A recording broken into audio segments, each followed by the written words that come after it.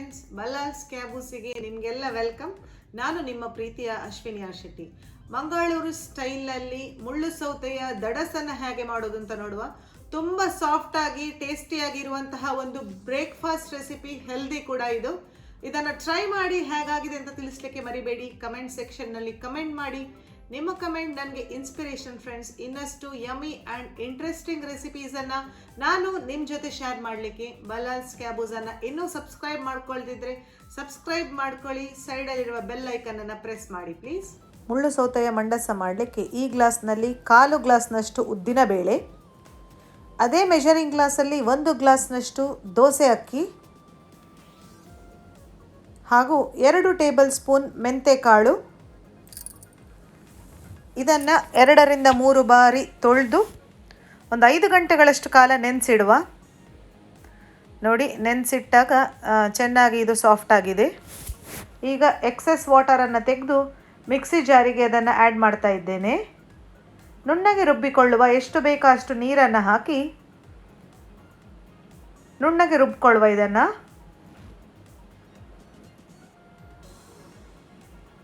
ಮೆಂತೆಕಾಳು ಹಾಗೂ ಉದ್ದಿನ ಬೇಳೆ ಹಾಕಿದ್ರಿಂದ ದಡಸು ತುಂಬ ಸಾಫ್ಟಾಗಿ ರೆಡಿ ಆಗ್ತದೆ. ಈಗ ಹಿಟ್ಟನ್ನು ನಾನು ಒಂದು ಬೌಲಿಗೆ ಟ್ರಾನ್ಸ್ಫರ್ ಮಾಡಿದೆ.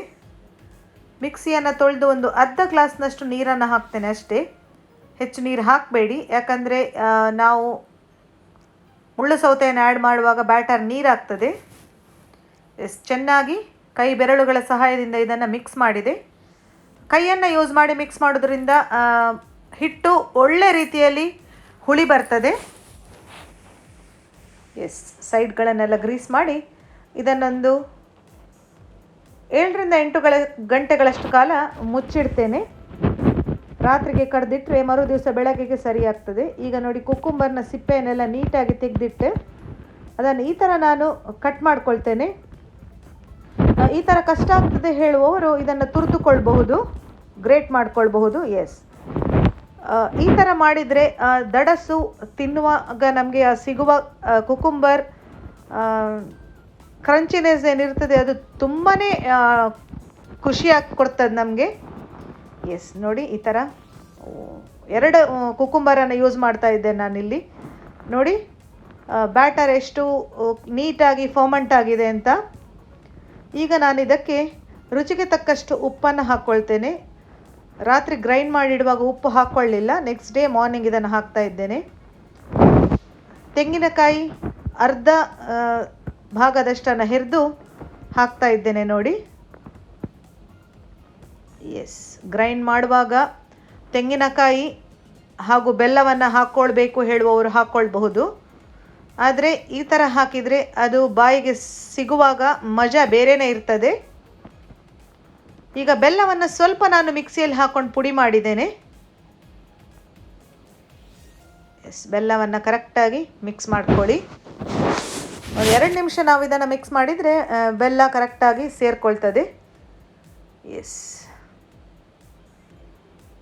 ನಮ್ಮ ಮಂಗಳೂರು ಉಡುಪಿ ಸ್ಟೈಲಲ್ಲಿ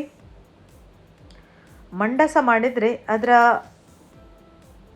ಟೆಕ್ಸ್ಚರೇ ಬೇರೆ ಇರ್ತದೆ ಫ್ರೆಂಡ್ಸ್. ತುಂಬ ಚೆನ್ನಾಗಿ ಸಾಫ್ಟಾಗಿ ಬರ್ತದೆ. ಕೆಲವರು ಉದ್ದಿನ ಬೇಳೆ ಮತ್ತು ಮೆಂತೆಯನ್ನು ಹಾಕೋದಿಲ್ಲ, ಸ್ವಲ್ಪ ಗಟ್ಟಿ ಬರ್ತದೆ. ಹಾಗಾಗಿ ಈ ವಿಧಾನದಲ್ಲಿ ಮಾಡಿದರೆ ತುಂಬ ಚೆನ್ನಾಗಿರ್ತದೆ. ಕನ್ಸಿಸ್ಟೆನ್ಸಿಯನ್ನು ಚೆಕ್ ಮಾಡ್ಕೊಳ್ಳಿ, ಪರ್ಫೆಕ್ಟ್ ಆಗಿದೆ. ಈಗ ಇದನ್ನು ನಾನು ಇಡ್ಲಿಯ ಸ್ಟೀಮರಿಗೆ ಬಾಳೆ ಎಲೆಯನ್ನು ಬಿಡಿಸಿ ಹಾಕಿದ್ದೇನೆ, ಅದಕ್ಕೆ ಪೋರ್ ಮಾಡಿದೆ. ಸಪೋಸ್ ಬಾಳೆ ಎಲೆ ಇಲ್ಲ ಹೇಳುವವರು ಒಂದು ಸೈಡಿದ್ದ ಬಟ್ಲಿಗೆ ಸಮೇತ ಇದನ್ನು ಹಾಕ್ಕೊಂಡು ಸ್ಟೀಮ್ ಮಾಡ್ಕೊಳ್ಬಹುದು. ಒಂದು 15 to 20 ಮಿನಿಟ್ಸ್ ಮೀಡಿಯಮ್ ಫ್ಲೇಮಲ್ಲಿ ಇದನ್ನು ನಾನು ಸ್ಟೀಮ್ ಮಾಡಿದೆ. ನೋಡಿ, ಬೇಯಿಸ್ಕೊಂಡೆ. Wow, super! ನೋಡುವಾಗಲೇ ಬಾಯಲ್ಲಿ ನೀರು ಬರ್ತಾ ಇದೆ. ನಿಮಗೂ ಹಾಗೆ ಅನಿಸ್ತಾ ಇದೆ ಅಂತ ಅಂದ್ಕೊಂಡಿದ್ದೇನೆ. ನೀವು ಟ್ರೈ ಮಾಡಿ ಕಮೆಂಟ್ ಮಾಡಲಿಕ್ಕೆ ಮಾತ್ರ ಮರಿಬೇಡಿ ಫ್ರೆಂಡ್ಸ್.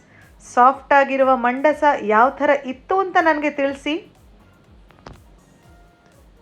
Thanks for watching.